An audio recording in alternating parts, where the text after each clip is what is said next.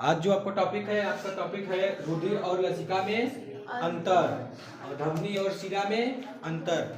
जो आपका तीसरा चैप्टर है बायो का, परिसंचरण तंत्र वाला है ना, उसमें हृदय की संरचना, रुधिर और लसिका में अंतर, धमनी और शिरा में अंतर, और एक टॉपिक और आएगा आपका रुधिर के प्रकार।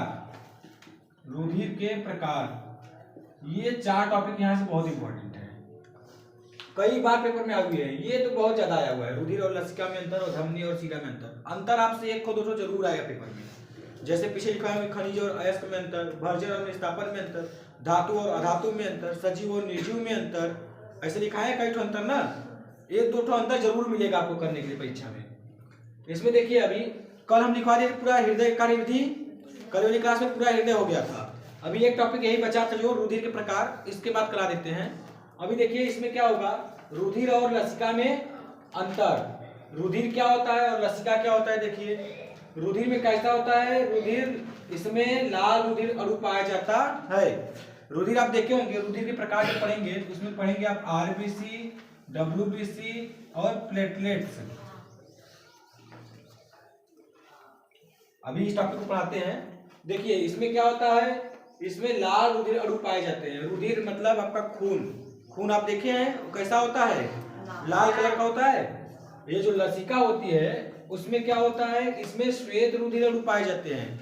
आप ध्यान दिए होंगे, जब हाथ कट जाता है तो आप थोड़ी देर के लिए वहां ऐसे दबाए रखिए तो वहां पर एक परत जम जाती है सफेद कलर की, उसे कहते हैं श्वेत रुधिर यानी डब्ल्यूबीसी। तो ये इसमें क्या पाया जाता है, श्वेत रुधिर अणु पाए जाते हैं। इसमें आरबीसी की संख्या अधिक होती है, इसमें आरबीसी की संख्या अधिक होती है क्योंकि ये लाल होता है, तो लाल कलर किसकी होती है, आरबीसी ही होती है। और इसमें डब्ल्यूबीसी की संख्या ज्यादा होती है क्योंकि इसमें सफेद अणु पाए जाते हैं, श्वेत अणु पाए जाते हैं। श्वेत अणु किसमें पाए जाते हैं, डब्ल्यूबीसी में। और क्या होता है, इसमें ऑक्सीजन की मात्रा अधिक पाई जाती है और इसमें ऑक्सीजन की मात्रा कम पाई जाती है। इसमें ऑक्सीजन ज्यादा चाहिए क्योंकि हमारे शरीर में सबसे ज्यादा क्या है, लाल रुधिर कणिका। क्या है सबसे ज्यादा, लाल रुधिर कणिका। तो जब ऑक्सीजन जाता है शरीर में तो पूरे शरीर में फैलता है, जब पूरे शरीर में फैलता है तो उसमें ज्यादा से ज्यादा ऑक्सीजन चाहिए। और इसमें क्या होता है, ऑक्सीजन की मात्रा कम चाहिए, कम आवश्यकता होती है, कम पाई जाती है। ठीक, समझ में आया ये रुधिर और लसिका में अंतर। फिर से देख लीजिए, पहला अंतर क्या है कि इसमें लाल रुधिर अणु पाए जाते हैं और इसमें श्वेत रुधिर अणु।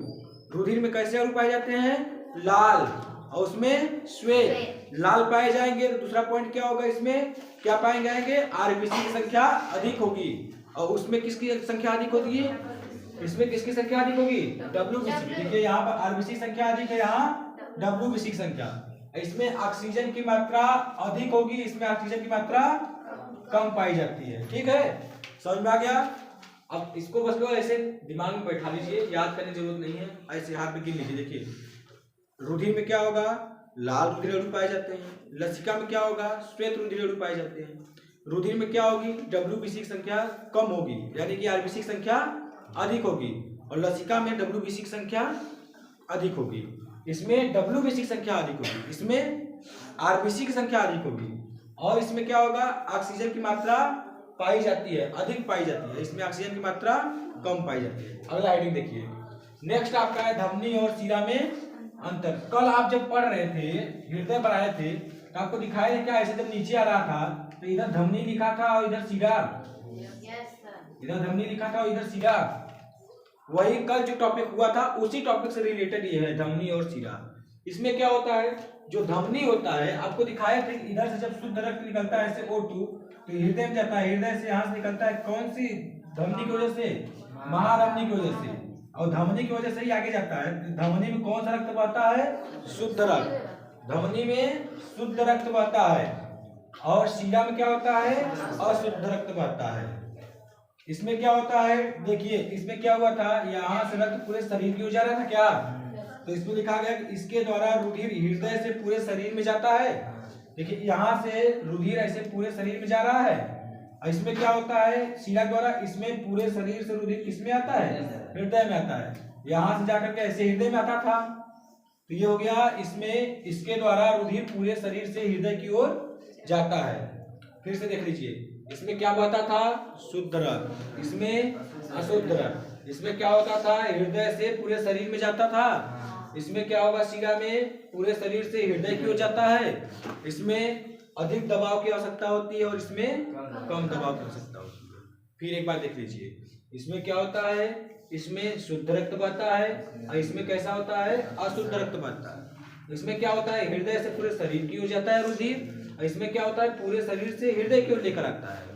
और इसमें क्या होगा, अधिक दबाव की आवश्यकता होती है और इसमें कम दबाव की आवश्यकता होती है। समझ में आ गया सबको? चलिए ठीक है। अब अगली टॉपिक आपका आएगा रुधिर, रुधिर के प्रकार। चलिए देखिए, अगली हेडिंग आपकी जो आएगी वो होगी रुधिर, रुधिर के प्रकार। रुधिर के बारे में पूरा पढ़ेंगे, चैप्टर में रुधिर बहुत इंपॉर्टेंट है। देखिए आप सब बताइए रुधिर के बारे में जो लिखाए होंगे थोड़ा सा। देखिए रुधिर, रुधिर आपका क्या है, एक तरह से रुधिर, रुधिर के बारे में जब लिखेंगे तो यह एक तरल संयोजी उत्तक है। आप लिख लीजिएगा, यह एक तरल संयोजी उत्तक है।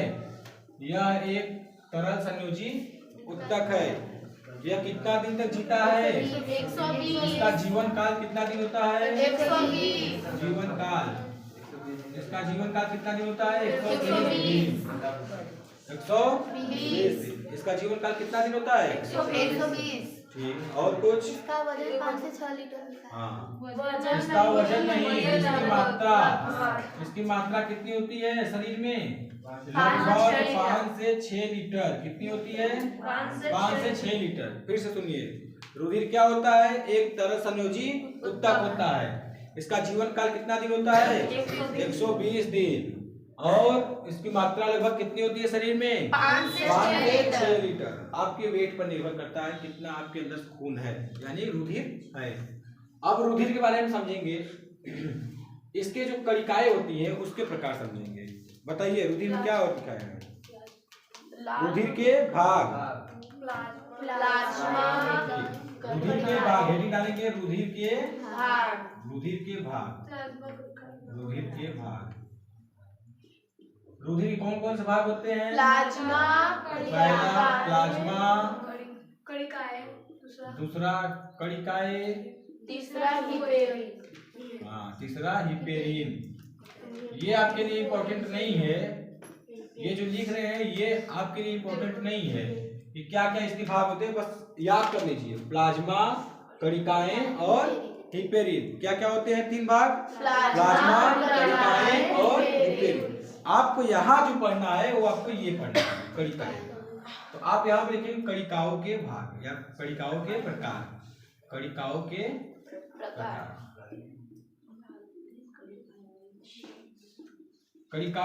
कणिकाएं कितने प्रकार की होती हैं, 3 प्रकार। यस, कितने प्रकार की, 3 प्रकार की। कितने प्रकार की होती हैं, 3 प्रकार की। पहला लाल रुधिर कणिकाएं, हाँ, लाल रुधिर कणिकाएं, लाल रुधिर कणिकाएं, जिसे कहते हैं RBC। दूसरा श्वेत रुधिर कणिकाएं, WBC। श्वेत रुधिर कणिकाएं। इतना बात अगर आप जान रहे हैं रुधिर के बारे में बहुत है कि क्या होता है इसका, WBC। तीसरा नंबर क्या होता है, प्लेटलेट्स, प्लेटलेट्स, बिम्बाणु, कोष्ठक में बिम्बाणु इसका नाम है। ये प्लेटलेट्स अंग्रेजी वर्ड है, इसका हिंदी वर्ड है बिम्बाणु।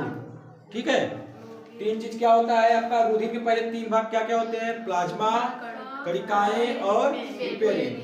कणिकाओं के कितने प्रकार होते हैं, 3 प्रकार। कौन कौन से, लाल रुधिर कणिकाएं, श्वेत रुधिर कणिकाएं और प्लेटलेट्स। आप तीनों जानते हैं, आप तीनों देखे भी हैं। Yes sir. देखिए आपको समझाते तुरंत याद हो जाएगा। लाल रुधिर जो कणिकाएं होती है, पूरा ब्लड जो बहता है, आप देखे हैं ना लाल लाल दिखता है, वो क्या होता है, लाल रुधिर कणिकाएं। और जब कट जाता है, आप थोड़ी देर ऐसे पकड़े रहिए तो यहाँ पे देखिए एक पपड़ी जम जाती है, पानी की जैसा एकदम पपड़ी टाइप की बन जाएगा। वो क्या होता है, श्वेत रुधिर कणिकाएं।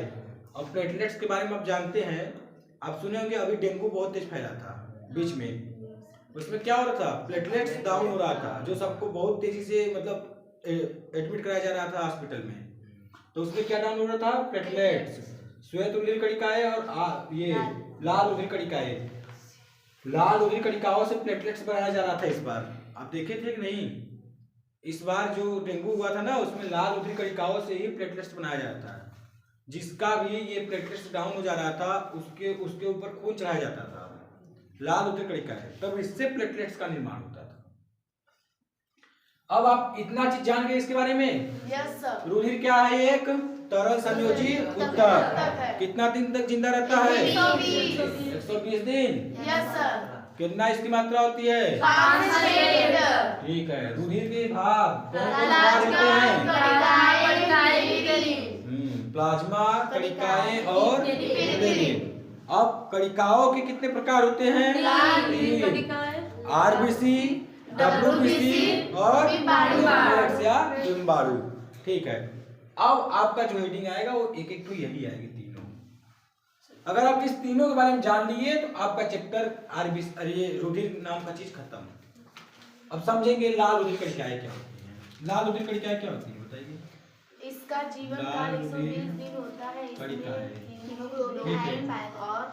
देखिए इसमें 2-3 पॉइंट लिख रहे हैं, उसको बराबर लिख लीजिएगा। कितना दिन तक जिंदा रहता है ये? 120 दिन तक। ये भी 120 दिन तक जिंदा रहता है। और इसमें हीमोग्लोबिन पाया जाता है। क्या पाया जाता है? हीमोग्लोबिन। हीमोग्लोबिन और आयरन। आप जानते होंगे बहुत, ये आयरन की गोली आती है और हीमोग्लोबिन इसमें पाया जाता है। जो आपका लाल रुधिर कणिका में मुख्य रूप से हीमोग्लोबिन ही आवश्यक है। मतलब सबसे बड़ी भूमिका किसकी है? हीमोग्लोबिन की। ठीक है। और कुछ लाल रुधिर कणिका के बारे में? इतना बात बहुत है। ये ऑक्सीजन अभी श्वेत रुधिर कणिका क्या होता है? ऑक्सीजन के परिवहन का कार्य करते हैं। हाँ, ऑक्सीजन के परिवहन का कार्य लाल रुधिर कणिका ही करता है। लिख सकते हैं इसमें O2 के परिवहन का कार्य करते हैं। O2 के परिवहन का कार्य करते हैं। इसमें परीक्षा के समय में है, जितना हो सके उतना बस समझ कर ही लिखिए, ज्यादा याद वाद करने चक्कर न पड़िए, नहीं याद नहीं हो पाएगा। अब श्वेत रुधिर कणिकाएं किसे कहते हैं? श्वेत रुधिर कणिकाएं बताइए। इसका जीवन काल कितना होता है? 2 से 4 दिन। 2 से 4 दिन। और कुछ? अस्थि मज्जा भी बनता है। हाँ, यह अस्थि मज्जा समझते हैं कहाँ होता है? अस्थि मज्जा में। हाँ, भी सही बोली है। अस्थि मज्जा मतलब जैसे आपका ये हड्डी नहीं होता है जो ये ऐसे कुत्ता लिख जाता है ना, कुछ इस टाइप का होता है। Yes sir. ये दांत नहीं, हड्डी है। हाँ सही है। ये हड्डी है। इसको जब तोड़ेंगे ना आप तो इसके अंदर जो मांसपेशियां हैं थोड़ी बहुत, उसे कहते हैं अस्थि मज्जा। समझिए आपका ये जो डब्ल्यूबीसी होता है वो कहाँ निर्माण होता है? हड्डी के अंदर। इसीलिए डब्ल्यूबीसी जहां कम हुई तहां आप कमजोर हुए तुरंत, क्योंकि हड्डी ही कमजोर हो जाएगी पूरी। आगे देखिए लास्ट आपका क्या हो जाएगा? प्लेटलेट्स। प्लेटलेट्स क्या होते हैं? प्लेटलेट्स इसका जीवन काल 8 से 10 दिन होता है। जीवन काल कितना होता है? 8 से 10 दिन। 10 दिन। इसका दूसरा नाम बिम्बाणु है। हाँ, दूसरा नाम इसका बिम्बाणु है, ये तो पता ही है। ये चोट लगने पर रुधिर का थक्का जाना है। ठीक। और प्लेटलेट्स कितना होता है आपके शरीर में, कितना होना चाहिए ये बताइए? 15,000 कि 1.5 लाख है? हाँ, 15,000 है 1.5 लाख? लगभग 1.5 लाख। 1.5 लाख से 4 लाख ऐसे लिख लीजिए। 1.5 लाख ऐसे लिख लीजिए। वैसे आप 15,000 लिख के चले जाएंगे। 1.5 लाख से 4 लाख तक। इस बार का जो प्लेटलेट्स था बहुत डाउन हो जा रहा था सबका। समझिए किसी का 1.5 लाख होना आवश्यक है, उसका 30,000 हो गया तो कैसे जिंदा रहेगा? इतना कम हो जा रहा था, इतना कम। 1.5 लाख होना चाहिए, 30,000 हो जा रहा था। 30,000 40,000 इतना कम हो गया था इस बार प्लेटलेट सबका, जिसको डेंगू हुआ था। इसीलिए बहुत लोग डेंगू से मरे भी हैं, बच भी नहीं पाए, क्योंकि उनका प्लेटलेट्स अचानक से डाउन हो गया और डाउन होते ही चला गया, उठ नहीं पाया फिर दोबारा। इसलिए ज्यादा से ज्यादा प्लेटलेट्स बढ़ाने के लिए आप जैसे कीवी फल होता है, पपीता होता है, ये सब खाया करिए जिससे प्लेटलेट्स बढ़ते हैं। दूध का इस्तेमाल किया करिए, अब देखिए आपका इतना टॉपिक इसमें खत्म हो गया, एक चीज बस और बच गया, blood blood group. Group blood group group बस इसमें 4 होते हैं, लिख लीजिए बस खत्म। ए होता है, बी होता है, ए बी होता है और ओ होता है। ए बी कहते हैं सर्वग्राही, सर्वग्राही इसे कहते हैं सर्वदाता। दाता। सर्वदाता मतलब सबको दे सकता है, और तो सर्वग्राही मतलब सबसे ले सकता है। यानी कि अगर इसको चोट लग गई, मान लो मेरा ए बी है, ए बी मेरा है ब्लड ग्रुप, मुझे अगर मान लो किसी कारणवश आवश्यकता है ब्लड की, तो हमें परेशान होने की जरूरत नहीं है, हमें केवल ब्लड चढ़ा दो, हो जाए। ए का चढ़ा दो तो चल जाएगा, बी का चढ़ा दो तो चल जाएगा, ए बी का चढ़ा दो तो चल जाएगा, ओ का चढ़ा दो तो चल जाएगा। और सर चारों में से किसी का मिल जाए चढ़ा और दो। ए बी नहीं दे सकता था। ए बी क्यों नहीं दे सकता, कह तो रहे हैं किसी को भी दे सकता है। ए बी मतलब किसी का ले सकता है, दे नहीं सकता है। वही पूछ रहे हैं। दिक्कत मान लो ए बी जिसका है उसको दिक्कत हो गई तो किसी का भी ब्लड ले ले, उसको कोई दिक्कत नहीं होने वाली है, उसके ऊपर शूट कर जाएगा। लेकिन जो ओ होता है वो सर्वदाता होता है, वो सबको दे सकता है, वो ये इसको इसको इसको इसको सबको दे सकता है, लेकिन किसी का ले नहीं सकता। इसको अगर चोट लग गई और इसे रक्त की आवश्यकता है तो इसका न ये रिश्तेदार काम आएगा, न ये रिश्तेदार काम आएगा, न ये रिश्तेदार काम आएगा, केवल इसका भाई काम आएगा। ओ को ओ ही चाहिए। एक ही माँ के 2 लड़के, वही वाला होगा। ओ को ओ ही चाहिए और किसी रिश्तेदार काम नहीं आएंगे इसके। इसीलिए कहा जाता है जिसका ओ है वो बच के रहे, बहुत दिक्कत होती है। ओ बहुत रेयर केस में मिलता उलता नहीं है जल्दी। ओ का बहुत महंगा चार्ज भी लगता है वहाँ उसमें हॉस्पिटल में ब्लड के लिए। समझ में आ गया पूरा रुधिर? ये था पूरा ब्लड के बारे में। आपका पाचन खत्म, श्वसन खत्म, रुधिर पूरा खत्म, हृदय पूरा खत्म, रुधिर रसिका में अंतर खत्म, धमनी शिरा में अंतर खत्म, श्वसन दहन में अंतर खत्म, श्वसन और श्वासोच्छ्वास में अंतर खत्म। लगभग इतनी सारी चीजें पढ़ा दी आपको इस समय में। अब आपका नया चीज चालू होगा, कल आपका हो सकता है उत्सर्जन पढ़ा दे, नहीं तो अब आ जाएगा क्या, फिजिक्स। अब क्लासेस थोड़ा सा अब ज्यादा से ज्यादा आपको दोहराने के लिए घर पर देंगे, ज्यादा से ज्यादा क्लास, ज्यादा टॉपिक पढ़ाएंगे हम क्लास में। ठीक है, आज इतना करिए पहले फटाक से।